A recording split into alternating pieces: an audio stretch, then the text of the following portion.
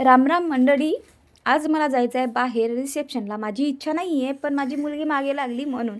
आणि इथे तुम्हाला चना दिसत असेल, ते बघून तर तुम्हाला वाटत असेल माझ्याकडे शेती आहे, पण नाही, माझ्याकडे शेती वगैरे नाही. इकडे अधिराज बघा, टी शर्ट वरती करून तुम्हाला दाखवता येतो की मी किती जेवण केलं किती नाही, पण अजून त्याचं जेवण व्हायचं आहे. त्याची चालू आहे सध्या चिडचिड. त्याची त्याची मावशी आणि काका येऊन गेले, तर तो त्यांच्या मागे लागला होता. तर आता म्हणून माझा विचार बदलला आहे की मलाही रिसेप्शनला जायचं, म्हणजे याला माझं फिरून आणणं होईल थोडंसं आणि मलाही छान वाटते. तर मी पटापट रेडी होते. इथे रेडी तर झालेली आहे, पण अधिराजला थोडी झोप येत आहे. आता मला हे टेन्शन आहे की तो तिथे शांत बसेल की नाही, नाहीतर मग त्याची चिडचिड चिडचिड. एक तर ते थोडं दूर आहे आणि ट्रॅफिक सिग्नल आलं की तिथे बघा तो अधिराज कशी चिडचिड करते, 2 मिनटं शांत नाही बसत. आता त्याला म्हटलं बापू हा आपला घरचा रस्ता नाही आहे, सिग्नल तर येईलच ना. त्याची घनघन घनघन चालू झाली.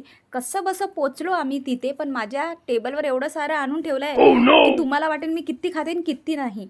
तिकडून येताना आम्हाला मिळालं आहे रिटर्न गिफ्ट, आणि माझ्या मुलीला झाली एवढी गडबड की तिने ते कारमध्येच बघितलं काय आहे काय नाही. मी म्हटलं बघूनच घे, तिथे घरी जाईपर्यंत कशाला वाट बघायची.